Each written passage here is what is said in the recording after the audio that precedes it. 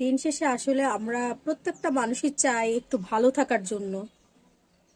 আমরা যখনই মানে কোনো কাজ করি বা যাই করি না কেন, সবচেয়ে আমাদের বড় যে জিনিসটা কাজ করে সেটা হচ্ছে যে একটু ভালো থাকা।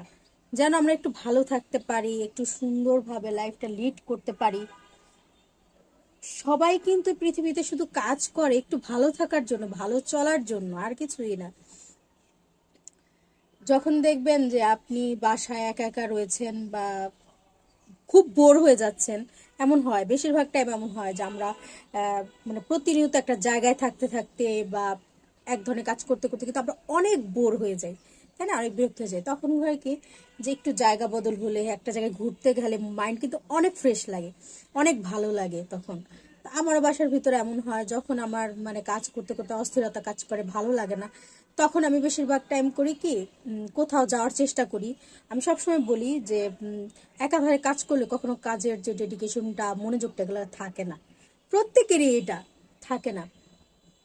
তো ডিসেম্বর মাস আসলে মনে হয় যে আম্মুর স্কুলটা বন্ধ হয়েছে, কখন আম্মুর কাছে যাব, একটু আম্মুর সাথে সময় কাটাবো, এরকম মনে হয়। তো ছোট থেকেই দেখা যায় কি একা একা বড় হয়েছি, তো আম্মুকে বেশি কাছে পাই নাই। আম্মু মানে আমার জন্মের আগে থেকেই টিচিং প্রফেশনে আছে। তো আমি জন্মের পর থেকে আম্মুকে তেমন কাছে পাই নাই, কারণ আম্মু চাকরিজীবী যেহেতু। আম্মু সবসময় ব্যস্ত থাকতো, তো আমার কাছে শুক্রবার দিনটা আসলে মনে হতো কি যে একটা ঈদের আমেজ কাজ করে। তো এটা আসলে যাদের বাবা মারা চাকরিজীবী, চাকরি করে, তারা জানে যে আসলে তাদের বাবা মারা বাসায় থাকে শুক্রবার, আর শুক্রবার দিনটা কতটা ইম্পর্টেন্ট তাদের জন্য। প্রত্যেক ফ্যামিলিতে যাদের বাবা মারা, বিশেষ করে মায়েরা চাকরি করে, আপনি যে জিজ্ঞেস করেন জানতে পারবেন যে আসলে তারা কতটা চায় যে শুক্রবার দিনটা কবে আসবে, কখন আসবে।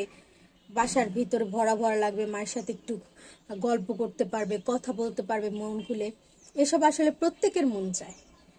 আর যারা অনেক লাকি আসলে, যে অনেক ভাগ্য নিয়ে জন্মেছে, যে বাবা মাকে পাচ্ছে কাছে সব সময়। তারপরে আমরা মেয়েরা খুব কমই পাই, দেখা যায় যে একটু বড় হলে, বিয়ে শাদী হয়ে গেলে আমরা বাবা মাকে তেমন কাছে পাই না। আমি তো খুব একা বড় হয়েছি, কারণ আমার কোনো ভাই বোন ছিল না। আমি খুব একা একা বড় হয়েছি, তো আমার একাকিত্বটা স্কুল কলেজ পর্যন্ত আসলে বুঝতে পারিনি, কারণ তখন আমি নিজেও পড়াশোনা করতাম, বাহিরে 24 ঘন্টা ছোটাছুটি করতাম, এমন লাগতো। তো এখন বুঝি যে একটু যদি মানে আমি যদি 2টা দিন বাসায় আমার কাজ ছাড়া আমি থাকি, আমার তখন পাগল পাগল লাগে। আমার মনে হয় যে মানে আমার সময় কাটে না, আমার কেমন জানি লাগে বাসার ভিতরে। তো আসলে একাকিত্ব না খুবই খারাপ জিনিস আসলে। যথেষ্ট রোদ আসছে, এখানে রোদ আসতেছে, ভালো লাগতেছে।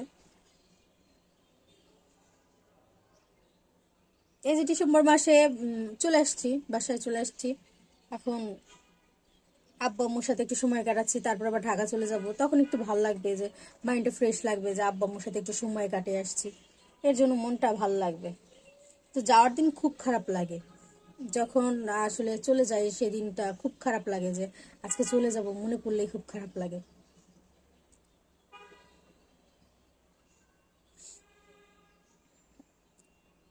আমরা মেয়েরা তো আসলে বাবা মাকে খুব কমই কাছে পাই, তেমন পাই না, ছেলেরা যতটা পায়।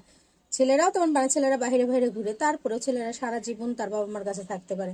মেয়েরা তো থাকতে পারি না, এর জন্য খুব খারাপ লাগে মাঝে মাঝে। যাই হোক, সবাই ভালো থাকবেন, আমার জন্য দোয়া করবেন। আসলে খুব মানে একা একা বোরিং হয়ে যায়, তো তখন বসে বসে ভিডিও বানাই। মাঝে মাঝে মনে হয় যে সবসময় কাজ করতে ভালো লাগে না, মানে কাজ করতে করতে বোরিং হয়ে যায়। তখন বসে বসে এই যে ভিডিওগুলো বানাই, এডিটিং করি, সময় কেটে যায়। মানে মনে হয় যে নিজের মনের কথাগুলো খুলে বলার মতো কেউ নেই, এমন লাগে মাঝে মাঝে। তো নিজেকে সবসময় আসলে ভালো রাখার চেষ্টা করি, আপনাদের সাথে শেয়ার করি।